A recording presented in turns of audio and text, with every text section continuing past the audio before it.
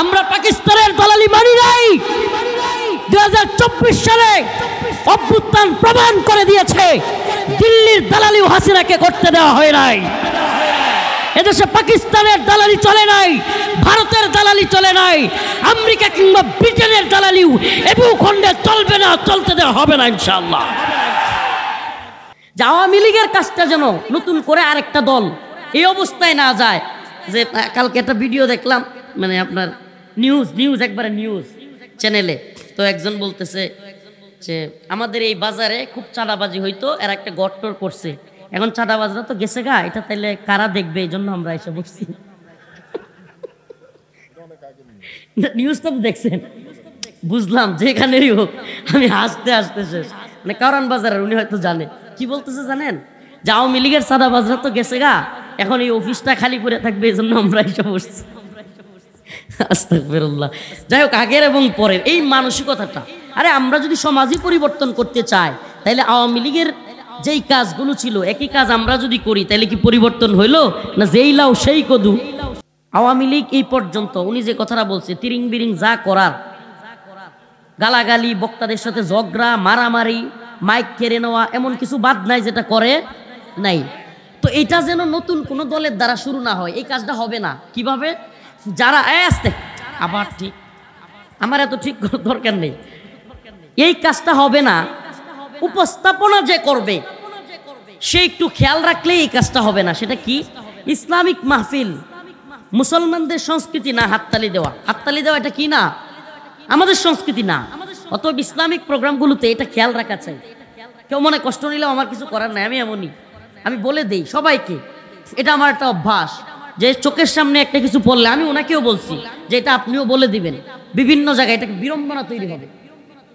হ্যাঁ, এই যে রাজনৈতিক প্রেক্ষাপটে এটা স্বাভাবিক, কিন্তু একটা ইসলামিক মাহফিলে এসা সবাই মিলে হাততালি দিবে, এটা যেন সার্কাসের মতো লাগবে।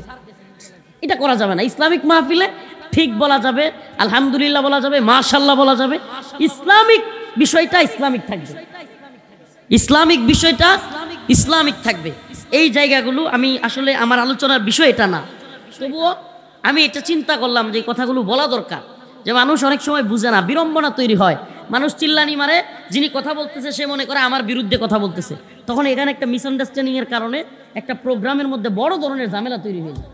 আল্লাহ পাক আমাদের বুঝার তৌফিক দান করুক। আরো জোরে বলেন আমিন।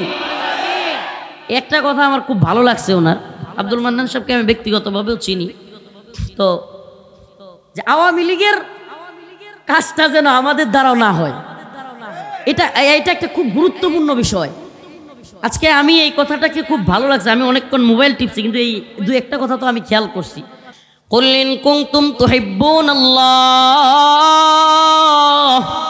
ফাত্তাবিউনি ইউহিব্বুকুমুল্লাহ ওয়া ইয়াগফির লাকুম যুনুবাকুম ওয়াল্লাহু গফুরুর রহিম। আল্লাহ রাব্বুল আলামিন তার পয়গম্বর সরদারে দু আলম মুহাম্মদ আরবি সাল্লাল্লাহু আলাইহি ওয়াসাল্লামকে বলেন, ও নবী, ও প্রিয় হাবিব, জানায়া দেন পৃথিবীবাসী যদি আপনার অনুসরণ করে তাহলে আমি আল্লাহকে ভালোবাসতে পারবে, পেতে পারবে। সুবহানাল্লাহ। ও নবী, আপনি বলে দেন, কুল ইন কুনতুম তুহিব্বুনাল্লাহ, তোমরা যদি আল্লাহকে ভালোবাসতে চাও, তাআল্লুক মা আল্লাহ করতে চাও, আল্লাহর সাথে সম্পর্ক করতে চাও, এই দুনিয়ার সমস্ত ক্ষমতাসীনদের সাথে সম্পর্ক এটা দুলিশ্বাত হয়ে যাবে, কিন্তু আল্লাহর সাথে সম্পর্ক থেকে যাবে, দুনিয়া এবং আখিরাতে উভয় জাহানে কাজে লাগবে। সুবহানাল্লাহ। মান লাহুল মাওলা ফালাহুল কুল, যার আল্লাহ হয়ে গেছে তার সব হয়ে গেছে। তুমি আল্লাহকে পাইলা, সব পাইলা। তুমি আল্লাহকে পাইলা না, দুনিয়ার সব পাইলা, কিছুই পাইলা। আবারও বলি, মান লাহুল মাওলা ফালাহুল কুল, তুমি তোমার রব আল্লাহকে পাইলা, দুনিয়ার সব পাই গেলা। আর তুমি তোমার দুনিয়ার সব পাইলা কিন্তু আল্লাহকে নারাজ করলা, মানে আল্লাহরে পাইলা না, তুমি কিছুই পাইলা না। এই পৃথিবীতে দুনিয়াদারদের অবস্থা একটু যাচাই করলে শুনবেন, কোটি কোটি টাকার মালিক অথচ সন্তান কথা মানে না। এটা আপনারা শুনবেন না, আমরা শুনি। হুজুর একটু দোয়া করেন, হুজুর ছেলেটা কথা শুনেন, হুজুর একটু দোয়া করে দেন, মেয়েটা কথা শুনেন। আমি তো বলি, বাবা তোমার অধীনস্থরা, তোমার কর্মচারী, তোমার ড্রাইভার, তোমার সন্তান, তোমার স্ত্রী তোমার কথা কেন শুনে না? তুমি তোমার মালিকের কথা শুনো না। তোমার অধীনস্থরা তোমার কথা কেন শুনে না?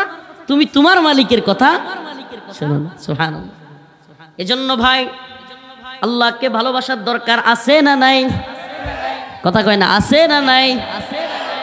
রাসূলুল্লাহ সাল্লাল্লাহু আলাইহি ওয়াসাল্লাম একটা হাদিসের মধ্যে বলেছেন, কোন ব্যক্তির মরুভূমিতে উট হারায় গেছে। উট, এই ঘটনাটা আমি প্রায়ই বলি, এটা বোঝার জন্য খুব জরুরি। উট মরুভূমিতে, চতুর্দিকে বালু আর বালু, এমন উত্তপ্ত গরম বালু যে পা রাখা যায় না। পা কি করা যায় না? রাখা যায় না। চতুর্দিকে বালু। হঠাৎ করে তার উটটা নাই। এখন সে হাঁটতেও পারতেছে না, আর কোনো বাড়ি ঘরও নাই, যাইতেও পারতেছে না। তীব্র রোদে সে শরীর পুড়ে যাওয়ার মতো অবস্থা। তন্দ্রা আসছে, সে একটু তন্দ্রা আসছে, ঝিমাইতেছে। হঠাৎ করে জীবনী থেকে উইটা দেখে তার উটটা চলে আসছে। রাসূলুল্লাহ সাল্লাল্লাহু আলাইহি সাল্লাম বলেন, ওই ব্যক্তির উট চলে আসার পরে এই উত্তপ্ত মরুভূমিতে উটটাকে পায়া যতটুকু খুশি হয়, যে বান্দা নামাজ পড়ে না, যেই বান্দা গুনাহের কাজ করে, এমন বান্দা তওবা করে আল্লাহরকে সিজদা করলে, মসজিদে আসলে আল্লাহ ওই উটওয়ালার চাইতেও অনেক বেশি খুশি হয়। সুবহানাল্লাহ, একটু আসতে বলেন। অনেক বেশি খুশি হয়। অতএব সম্পর্কটা কার সাথে রাখতে হবে? এই পৃথিবীতে যার কাছে আপনি গিয়ে হাত পাতেন চান, যে কেউ হোক, যে কেউ, আপনি অসম্মানিত হবেন। আপনি একদিন না একদিন খোঁটা শুনবেন, খোঁটা খোঁটা দিবে। যদি সে নাও দেয়, তার ছেলে অথবা তার স্ত্রী কিংবা আশপাশ থেকে কেউ বলবে, হ্যাঁ তুই তো মুখের কাছ থেকে নিয়ে নিয়ে চলিস, এগুলো বলবে। এই কষ্ট আপনি অবশ্যই ফিল করবেন। কিন্তু যদি মালিকের কাছ থেকে চায়া নেন, সুবহানাল্লাহ, দুনিয়াদারদের কাছ থেকে চায়া নিলে অসম্মানিত হবেন, আর মালিকের কাছ থেকে চায়া নিলে আপনি সম্মানিত হবেন। সম্মানিত হবেন। সুবহানাল্লাহ। তাইলে চাইবো কার কাছে? তরিকা কি? রাসূলের সুন্নাহ। তরিকা কি? পৃথিবীতে আপনি সফল হতে হলে রাসূলের সুন্নাহ ব্যতীত হতে পারবেন না। আদর্শ মানতে হবে রাসূলের। পৃথিবীর সমস্ত তন্ত্রমন্ত্রের উপরে আল্লাহর রাসূলকে, এই দ্বীনকে প্রতিষ্ঠিত করবার জন্যই আল্লাহ তাআলা পাঠিয়েছেন। হুয়াল্লাযী আরসালা রাসূলাহু বিল হুদা ওয়া দীনিল হক লিইয়ুযহিরাহু আলাদ দীনি কুল্লিহি। আল্লাহ পাক বলেন, আমি রাসূলকে সত্য দিন সহকারে হিদায়াত সহ দুনিয়াতে পাঠিয়েছি। আমার একমাত্র উদ্দেশ্য হলো লিইয়ুযহিরাহু আলাদ দীনি কুল্লিহি, সকল দ্বীনের উপর, সকল তন্ত্রমন্ত্রের উপর আমি এই দ্বীনকে প্রতিষ্ঠিত করতে চাই। সুবহানাল্লাহ। কি করতে চাই? প্রতিষ্ঠিত করতে চাই। এই দ্বীনকে লাঞ্ছিত অবস্থায় মাইক কেড়ে নিয়ে যাবে, যখন মন চায় মারবে, মন চাইলে মাহফিলের অনুমতি দিবে, মন চাইলে দিবে না। এই রকম লাঞ্ছিত অবস্থায়, পরাজিত অবস্থায় থাকার জন্য এই দ্বীন, বলেন এই দ্বীন এই জন্য এসেছে নাকি লিইয়ুযহিরাহু আলা দ্বীনি কুল্লি, সমস্ত দ্বীনের উপর বিজয়ী থাকতে এই দ্বীন এসেছে। উলামায়ে কেরাম, দায়ী, খতিব, ইমাম, আপনাদের প্রত্যেককে বলি, এই দ্বীন বিজয়ী হতে এসেছে। আসুন, যেই লোক আপনার পাশে আছে তাকে বুঝান, মসজিদের ইমাম মুসল্লিদেরকে বুঝান, শিক্ষক ছাত্রদেরকে বুঝান, দিন দরদি ভাই বন্ধুদেরকে বুঝান। প্রত্যেকটা সেক্টরে এই আওয়াজ পৌঁছে দেন, এই ভূখণ্ডে আমরা কোরআন সুন্নাহ অনুযায়ী রাষ্ট্র ব্যবস্থা চাই। কি চাই? কি চাই? আমাকে গত কয়েকদিন ধরেই বিবিসি ওয়ার্ল্ড থেকে, একেবারে মুলিয়া থেকে আমাকে বলতেছে, হুজুর আমাদের এখানে একটা, আপনাদের মিশন কি, আপনারা কি চান, ভারতীয় আগ্রাসন সম্পর্কে কিছু বলুন। এগুলো নিয়ে একটা আমন্ত্রণ জানাচ্ছে যে আমি যেন কিছু বলি, কিছু প্রশ্ন করবে, উত্তর দেওয়ার জন্য। আসলে আমাদের মিশনটা কি? প্রত্যেক দলের বলেন, সংগঠনের বলেন, চিন্তা চেতনা থাকে, তাদের একটা ভিশন থাকে, মিশন থাকে, তারা কি করতে চায়। আমাদের মিশনটা কি? এদেশে ইসলামপন্থীদের মিশন কি এবং আমাদের মিশনটা কি হওয়া উচিত? আশ্চর্য লাগে, এদেশে কেউ আব্রাহাম লিঙ্কনের গণতন্ত্রকে বিজয়ী হিসেবে দেখতে চায়, প্রতিষ্ঠা করতে চায়, যদিও গণতন্ত্রে গোটা পৃথিবীর কোথাও নাই। গণতন্ত্রের মূল যে কথাগুলো বলে এটার একটাও কিছুই নাই। সমাজতন্ত্র কেউ প্রতিষ্ঠা করতে চায়, কেউ লেনিনবাদ, মার্ক্সবাদ, অনেক কিছু, মাও সেতুংয়ের মতবাদ, অনেক কিছু প্রতিষ্ঠিত করতে চায়। তাদের কোনো সমস্যা হয় না। এমনকি দেখলাম আমাদের এদেশের একজন সমন্বয়ক, যিনি উপদেষ্টা হিসেবে আছেন, আসিফ মাহমুদ সজীব ভুঁইয়া, সে গত কয়েকদিন আগে একটা ফেসবুক পোস্টে বলেছে যে আমরা এদেশে একেবারে ফাইনাল বিপ্লবের ডাক দিয়েছিলাম, যদি শেখ হাসিনার পতন না হইতো প্রয়োজনে সশস্ত্র বিপ্লবের দিকে আমরা আহ্বান করতাম। কথাটা খেয়াল করছেন কিনা কেউ? আচ্ছা, যদি হাসিনার পতনের জন্য কিংবা দেশ সংস্কারের জন্য সশস্ত্র বিপ্লবের কথা বললে এটা সঠিক হয়, এটাকে আপনি সাপোর্ট করেন, ইসলামী বিজয়ের জন্য, কোরআন সুন্নাহ রাষ্ট্র ব্যবস্থার জন্য, ইসলামকে প্রতিষ্ঠিত করবার জন্য সশস্ত্র বিপ্লবের কথা বললে আপনি জঙ্গি বলেন। এই দুমুখী আচরণ আপনার কেন? আমার কথা মনে হয় বুঝাইতে পারি নাই, না বুঝছেন নাই?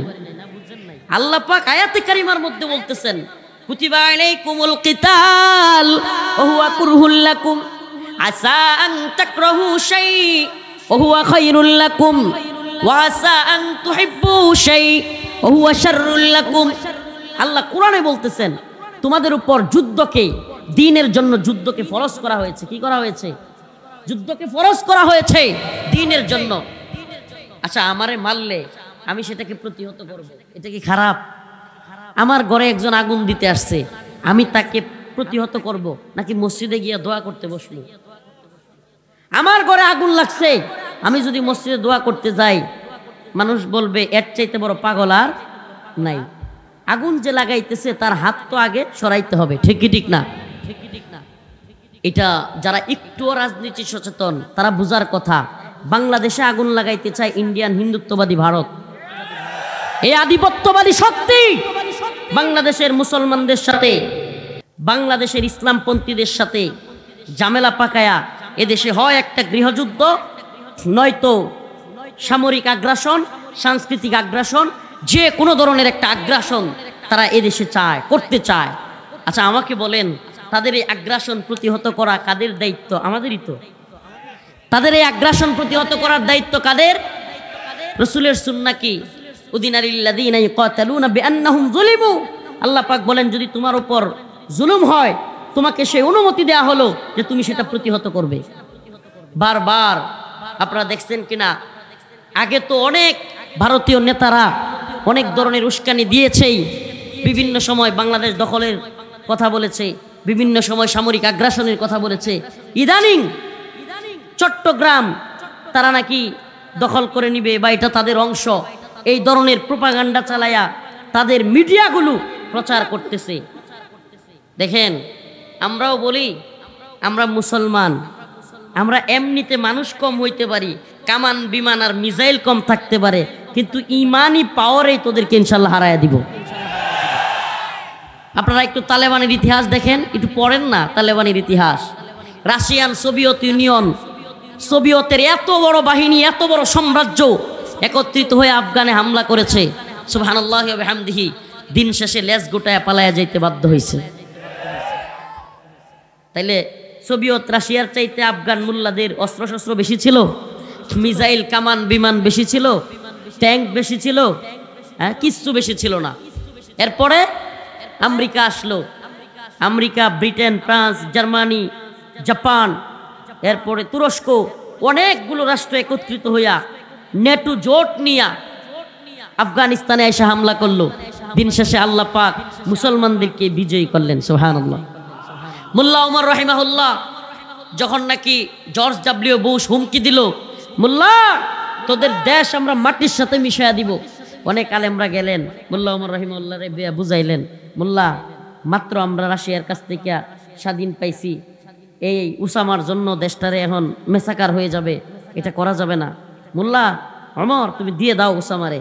মোল্লা ওমর রাহিমাহুল্লাহ বললেন, সেই ঐতিহাসিক ঘোষণা চিৎকার দিয়ে উঠে বললেন, ও প্রিয় আলেম সমাজ, আমিও দেখতে চাই জর্জ ডব্লিউ বুশের ওয়াদা সত্য নাকি আমার মালিকের ওয়াদা সত্য। ঐতিহাসিক ঘোষণা, উনি চিৎকার দিয়ে বললেন, আমরা দেখতে চাই জর্জ ডব্লিউ বুশের কথা সত্য নাকি আমার রবের ওয়াদা সত্য। মোল্লা ওমর রাহিমাহুল্লাহ দেখে যাইতে পারেন নাই, কিন্তু গোটা পৃথিবী দেখেছে বুশের ওয়াদা মিথ্যা, আমার আপনার রবের ওয়াদাই সত্য। আল্লাহ পাক মুসলিমদেরকে বিজয় দান করেছেন। আমাদের তো এই মেইন স্ট্রিম মিডিয়া আমাদের দখলে নাই। CNN, Al Jazeera, BBC, Washington Post, অমুক তমুক যত মিডিয়া আছে সব তো ওদের দখলে, নাইলে দেখতেন সঠিক নিউজ পাইলে অবাক হয়ে যাইতেন। আফগানিস্তানে যুদ্ধ করতে আসা আমেরিকান সৈন্যরা যুদ্ধ করতে করতে করতে করতে এক যুগ পার হয়ে যাওয়ার পরে অনেক যুদ্ধ আমেরিকান পাগল হয়ে গেছে। কি হয়ে গেছে? পাগল হয়ে গেছে। কেন? যারা দুনিয়াবি স্বার্থের জন্য যুদ্ধ করে, টাকা পয়সা, বাড়ি গাড়ি, ভালো থাকা, সুখে থাকা, এরা তো আখেরাত বিশ্বাসই করে না।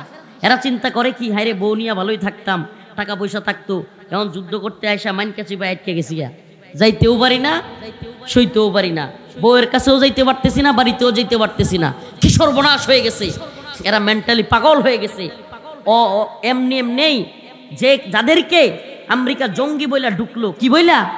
জঙ্গি বইলা, তাদের সাথে চুক্তি কইরা লেজ গোটায় এমনিতেই পালায় নাই। যখন দেখছে সৈন্যরা তো পাগল হয়ে যেতেছে, যুদ্ধ কাদেরকে দিয়ে করবো? পাগলের দল নিয়ে যুদ্ধ করা যাবে? হ্যাঁ, এই অবস্থা হয়েছিল প্রিয় হাজিরিন। এই জন্য বলি, মুসলমানদের ইমানকে শক্ত রাখতে হবে। আমরা জাতিকে সচেতন করি, আমাদের কাজটাই এটা। আমরা কেন গ্রেফতার হলাম? মোদির বিরুদ্ধে কথা বলতে গিয়া, মনে আছে?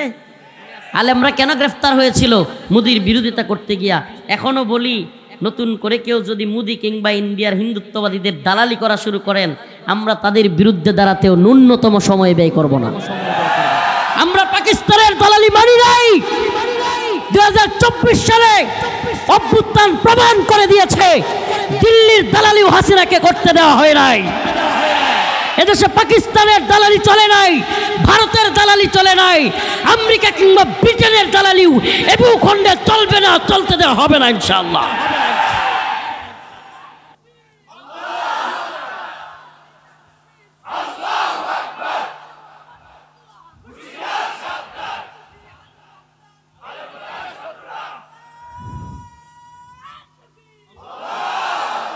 আল্লাহ পাক তার ইমানের জজবাকে আরো বাড়াইয়া দিক।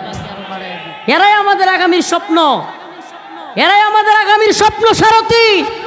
এই যুবকদের অন্তরে আমরা একটা কথা ফিট করতে চাই, এরা যদি বুলেট নিয়ে, বন্দুক নিয়ে, কামান নিয়ে আয়ে, আমরা ফিলিস্তিনিদের মতো ডিল মেরে এগুলো মেরলাম।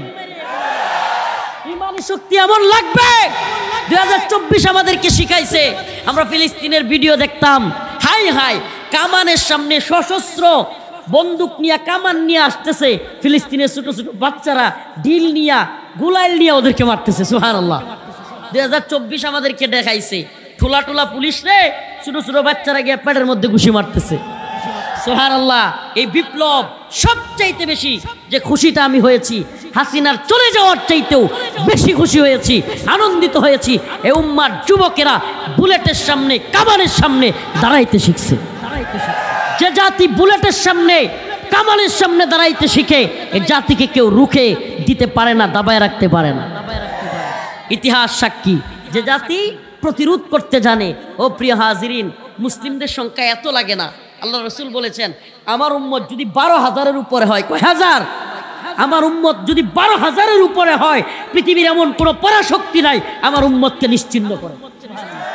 রসুলের ঘোষণা, 12,000, কয় হাজার? আমার উম্মত যদি 12,000 হয়, আর যদি আল্লাহর উপর ভরসা রেখে লেগে যায়, আল্লাহ বলেছেন, কাম মিন ফিয়াতিন কালিলা গালাবাত ফিয়াতান কাসীরাতাম বিইذনিল্লাহ।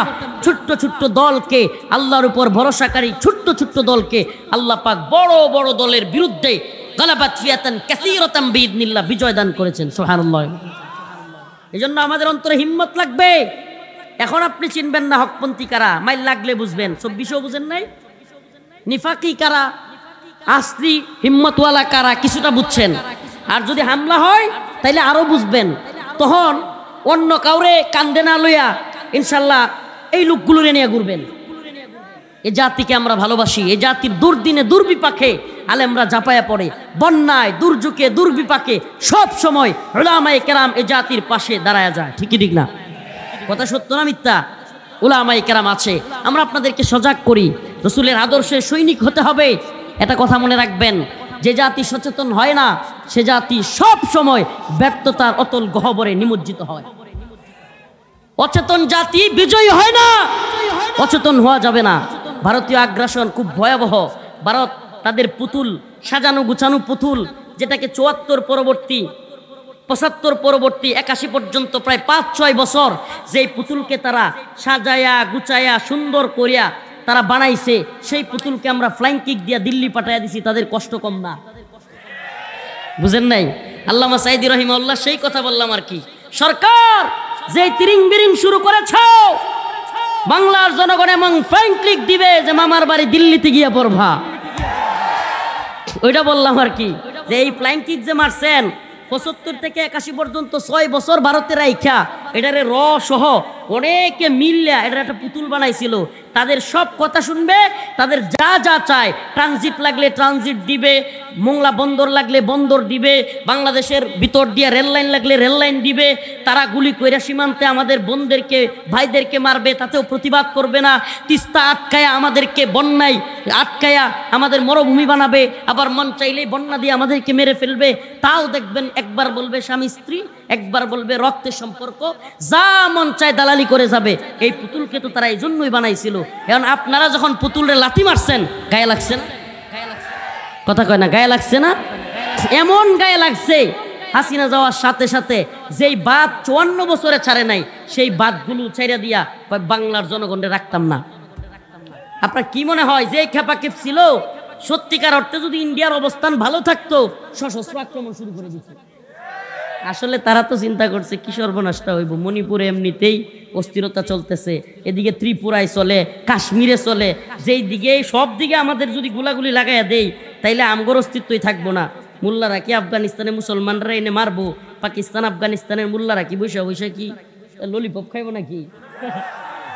এরা সব বুঝে রাজনীতি, এরা মনে করে আমগরে সহানুভূতি দেখাইতেছে, কিছু করে নাই। এরা পারলে আক্রমণ করতো, কিন্তু ইনশাল্লাহ পারবে না।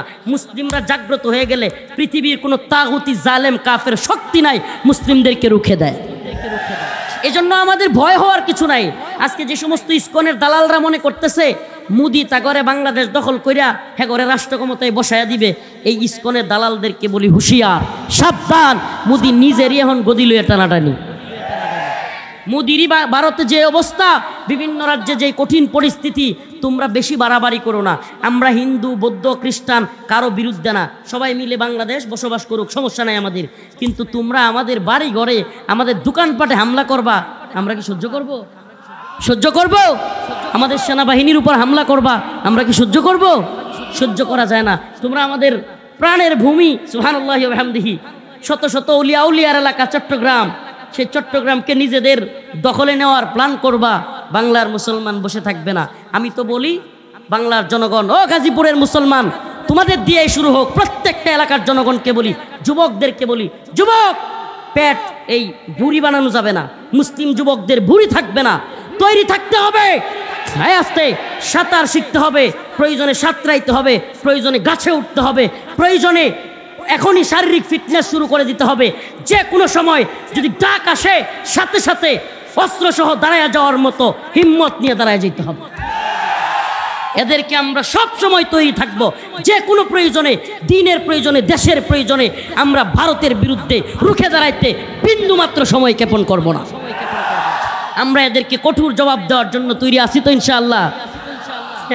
আত্মগোপনে থাইকা ওই কি বলে গুহার ভিতরে থেকে আমরা ভিডিও দেওয়ার নেতা আমরা না, আমরা আপনাদের পাশে ছিলাম, আসি, থাকবো ইনশাআল্লাহ। এখানে বলে গেলাম আর গিয়া ওই যে কুনসিপার ভিতরে গিয়া ওই যে ছাত্রলীগের সাদ্দাম কইছিল না, দেখা না দিলে বন্ধু কথা কইও না। এখন তার নেত্রীর উপরে গিয়ে এটা পড়ছে যে আপনি বিদেশ থেকে মানে তারেক রহমান সাহেবকে নিয়ে বলতে গিয়ে এখন দেখে যে নিজের নেত্রী এই কাজটা করতেছে। মানে বলছিল যে দেখা না দিলে বন্ধু কথা কইও না, তুমি হেই আরেক দেশ থেকে ভিডিও বার্তায় আমাদেরকে আদেশ দিবা, বাংলার জনগণ সেটা মানবে না। কারণ হাসিনা কি করতেছে, কই আছে, কোন কোন চিপাই চাপাই পইরা এখন ছাত্রলীগের ও ইউনিয়ন পর্যায়ের নেতার লগে টেলিফোন করে নিজে আবার এটা ভাইরাল করে। কি লেগা? কারণ তার বক্তব্য তো কোনো মিডিয়া নিবে না এমনি এমনি। তাহলে এটা কি করতে হবে, যে কোনো একজনের লোকে ফোনে থ্রেট মেট দিয়া ভাইরাল করতে হবে যে আমি আসি রে ভাই, আসি। আল্লাহ পাক এদের থেকে হেফাজত করুক, বলে না আমি। আমরা রসুলের আদর্শ সৈনিক, রাজি আছি তো ইনশাআল্লাহ?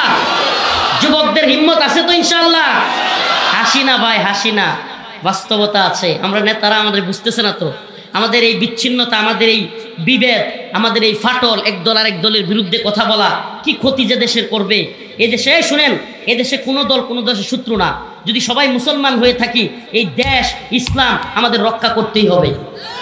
এই শত্রুতা, এই বিরোধ, এগুলো ভারত এবং এই আওয়ামী লীগের, আপনি কি মনে করেন? আমি গতকালকে আমার এক আত্মীয় গত কয়েকদিন আগে জিজ্ঞেস করছিলাম, আওয়ামী লীগের নেতা, পরিচিত নেতা, আচ্ছা বলেন তো আপনি, মানে এই লোকটা একটু সচেতন টাইপের, কথা বলে সঠিক। আমি বলছিলাম সত্যি বলেন, যদি সত্যি ভারত আমাদেরকে হামলা করে বাংলাদেশে, আওয়ামী লীগের অবস্থান কি হবে? সরাসরি ভারতের পক্ষ নিব। এরপরে যেটা উনি বললো, সরাসরি এরা ভারতের পক্ষ তো নিবই, ভারত হামলা করার সাথে সাথে একেবারে সাথে সাথে গিয়া বিএনপি, জামাত, হেফাজতের বাড়ি ঘরে গিয়ে হামলা করবে। এরা, এদের কোনো কাজ নাই, এরা ডিরেক্ট এটা করবে। তাইলে এরা কি দেশের শত্রু কিনা? কথা কন না, দেশের শত্রু কিনা? ইসলামের শত্রু কিনা? তাইলে এরা দেশ এবং দেশের মানুষের শত্রু, ইসলামের শত্রু। আমি বলি, আমি প্রায় প্রোগ্রামে ইদানিং বলতেছি, আয় রে, আমি উপদেষ্টারাও আওয়ামী লীগ এবং ইসকনের এত বড় শত্রু না যেটা আমি। আপনারা অনলাইনে একটু ঢুকলেই দেখবেন, এই যে উপদেষ্টারা, এরাও এতটা এদের কাছে আনা, আমাকে যতটা এরা মনে করে। কেন? আমি কয়েকটা জায়গায় এই কথাটা বলার পরেই, যে আপনি ঘুরে ঘুরে দেখবেন, আমি দেখতেছি সারা দেশে, আপনারাও দেখবেন, কোনো একটা এলাকায় আওয়ামী লীগ দেখি নাই যার মধ্যে এতগুলো গণহত্যা, আলেমদের নির্যাতন, রিমান্ডে নেওয়া, ফাঁসি দেওয়া, ছাত্রদেরকে গুলি করে মারা, এত অন্যায়ের পরেও একটা লোকের অনুশোচনা নেই। আমি চাক্ষুষ সাক্ষী, আমি ঘুরে আমার আত্মীয় স্বজন থেকে লই আওয়ামী লীগ যেগুলো করে, একটার মধ্যে আমি অনুশোচনা দেখিনি। অনুশোচনা বলতে নাই যে এতগুলো কাজ করলাম, এতগুলো মানুষকে হত্যা করলো। হ্যাঁ, এরপরে আরও কি করছে জঘন্য কাজ, যেটা এই যে গত প্রোগ্রামে বলে আসছি, আমাদের রসুলকে কবরে, আমাদের রসুলের পেটকে বিকৃত করেছিল এমানুয়েল ম্যাক্রু, ফ্রান্সের প্রধানমন্ত্রী। নাম কি? ফ্রান্সের প্রেসিডেন্ট এমানুয়েল ম্যাক্রু। আপনারা জানেন না এটা? রসুল সাল্লাল্লাহু আলাইহি সাল্লামের পেটকে বিকৃত কইরা, নাউযুবিল্লাহি মিন যালিক, ওই তার বড় বড় বাড়িতে ঝুলাইয়া এরপরে পর্দায় মানুষকে দেখাইছে। সেই এমানুয়েল ম্যাক্রুকে এই গত এই জালেম হাসিনা এমানুয়েল ম্যাক্রুকে, আমরা কারাগারে ছিলাম, আপনারা দেখেন নাই, লাল গালিচা সংবর্ধনা দিছে, নাউজুবিল্লাহ, একটা পর পুরুষের সাথে চুমাচুমি পর্যন্ত করছে। আপনারা হাসেন, কষ্ট লাগে না? রসুলকে যে কটূক্তি করেছে, পৃথিবীর সবচাইতে কুখ্যাত সাতেম, অথচ তার, আমাদের উচিত ছিল তাকে ঘৃণা করা, তাকে লাল গালিচা সংবর্ধনা দিয়েছে। শুধু তাই না, সেই লোকটার সাথে গলাগলি দরাদরি, সেই লোক তার গালে। ওদের সংস্কৃতি আর আমাদের সংস্কৃতি কি এক? ওকে বলা উচিত ছিল না যে আমাদের দেশে এটা চলে না, ইসলামপন্থীরা এটা সহ্য করবে না, বা আমরা ইসলাম মুসলিম। আসলে এগুলোর কোনো ধর্মই নেই। আল্লাহ পাক আমাদের বুঝার এবং আমল করার তৌফিক দান করুক। তো আমরা যে আয়াত কারীমা তিলাওয়াত করেছি, কুল ইন কুনতুম তুহিব্বুনাল্লাহ ফাত্তাবিউনি ইউহিব্বুকুমুল্লাহ ওয়া ইয়াগফির লাকুম যুনুবাকুম ওয়াল্লাহু গফুরুর রহিম। আল্লাহ রাব্বুল আলামিন বলেন, হে নবী আপনি জানায়া দেন, ইন কুনতুম তুহিব্বুনাল্লাহ, যদি আল্লাহকে ভালোবাসতে চাও তবে তোমরা রাসূলকে অনুসরণ করো। কাকে? আল্লাহকে ভালোবাসতে চাইলে, পাইতে চাইলে আমাদেরকে কোন পথে অবলম্বন করতে হবে? রসুলের পথে, রসুলের সিরাত, রসুলের সুন্নাহ যেই পথে যাইতে বলে। যদি আমরা রসুলের সুন্নাহ অবলম্বন করি, ইউহিব্বুকুমুল্লাহ, আল্লাহ আমাদেরকে ভালোবাসবেন। সুবহানাল্লাহ। ওয়া ইয়াগফির লাকুম যুনুবাকুম, আর আল্লাহকে যারা ভালোবাসবে, আল্লাহ যাদেরকে ভালোবাসবে, আল্লাহ বলেন আমি তাদের পিছনের গুনাহগুলি মাফ করে দিব। আল্লাহু গফুরুর রহিম, আল্লাহ অত্যন্ত দয়ালু এবং ক্ষমাশীল। আল্লাহ পাক আমাদের সবাইকে রসুলের আদর্শের উপরে অটল অবিচল থাকবার তৌফিক দান করুক, বলেন আমিন। আরো জোরে বলেন আমিন। ঈমান আনার পর দুইটা মাসআলা বলে যায়। ঈমান আনার পর সবচাইতে গুরুত্বপূর্ণ কাজ হলো মুসলিমদের ভূমি রক্ষা। আবারও বলতেছি, নামাজ নয়, নামাজ নয়, রোজা নয়, হজ নয়, যাকাত নয়, ঈমান আনার পর সবচাইতে গুরুত্বপূর্ণ কাজ হলো মুসলিমদের ভূখণ্ড রক্ষা করা। আল্লাহর রসুল ভূখণ্ড রক্ষার জন্য 4 ওয়াক্ত নামাজ কাজা করেছিলেন। এটা আলেমগণ জানেন, খতিবগণ, মুফতিগণ জানবেন। আল্লাহর রসুল ভূখণ্ড রক্ষার জন্য, অতএব এই ভূখণ্ডের উপর যদি কোনো আঘাত আসে, ইনশাআল্লাহ আমরা সেটা রুখে দিব তো, ইনশাআল্লাহ রুখে দিব তো, ইনশাআল্লাহ। আমাদের দলাদলি নাই, ভেদাভেদ নাই। এই ইস্যুতে ভেদাভেদ করলে দেশ, জাতি, ধর্ম সব ধ্বংস হবে। এজন্য এই ইস্যুতে, ভারতীয় ইস্যুতে, আওয়ামী লীগ ইস্যুতে আমরা কোনো ছাড় দিতে রাজি। জালেমকে নমনীয়তা দেখানো মাজলুমদের সাথে গাদ্দারি। আবারও বলতেছি, জালেমদের সাথে নমনীয়তা দেখানো মাজলুমদের সাথে গাদ্দারি, মাজলুমদের সাথে শহীদদের সাথে গাদ্দারি করা যাবে না। আমরা সব দলকে বলবো ঐক্যবদ্ধ থাকুন ভারতীয় আগ্রাসনের বিরুদ্ধে এবং আওয়ামী জালিমদের বিরুদ্ধে সব সময় ঐক্যবদ্ধ থাকতে হবে। না হলে এই দেশে আবারও এরা সুযোগ নিবে এবং দেশ জাতি ইসলামের যা করার, আপনারা কি মনে করেন প্ল্যান করে করে হাসিনা প্ল্যান করে করে কাদেরকে কার পরে সাইজ করতে হবে, জামাতকে কখন সাইজ করতে হবে, হেফাজতকে কখন সাইজ করতে হবে, বিএনপিকে কখন সাইজ করতে হবে, এদেশ থেকে রাষ্ট্রধর্ম ইসলাম কবে বাতিল করতে হবে, এরপরে রাষ্ট্রধর্মের বিপরীতে এই ধর্মনিরপেক্ষতা কবে কায়েম করতে হবে, এইগুলো প্ল্যান করা ছিল। প্ল্যান করা, এই প্ল্যান করে করে হাসিনা আগাইতেছিল। আল্লাহ কয় ওয়ামাকারু ওয়ামাকারাল্লাহ ওয়াল্লাহু খায়রুল মাকিরিন। তুইও ষড়যন্ত্র করবি আর আমি আল্লাহ হইলাম উত্তম পরিকল্পনাকারী। আল্লাহর পরিকল্পনা কি? আল্লাহ পাক বিভিন্ন দল দিয়া মত দিয়া শেষ করেন নাই, ছোট ছোট ছাত্ররা দিয়া ফ্লাইং কিক মেরে দিচ্ছেন। আল্লাহ পাক আমাদের বোঝার তৌফিক দান করুন। আচ্ছা ঠিক আছে, এই শোনেন, মসজিদের জন্য একটা রুমাল যাবে, শুধু জাস্ট রুমাল।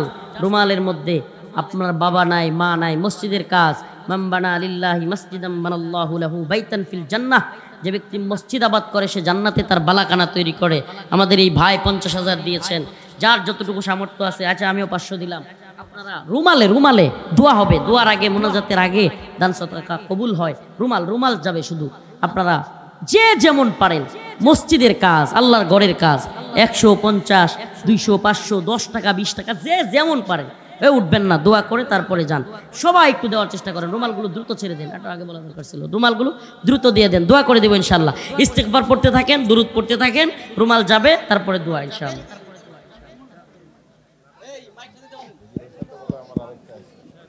ছাত্র ভাইরা কয়েকজন রুমাল নিয়ে আগান। এখন শেষে এই ঝামেলাটা হয়, আগে বলতে হয়। ঠিক আছে, ইস্তিগফার পড়েন। আস্তাগফিরুল্লাহ রাব্বি মিন কুল্লি যামবি ওয়া আতুবু ইলাইহি লা হাওলা ওয়ালা কুওয়াতা ইল্লা বিল্লাহিল আলিয়্যিল আযীম।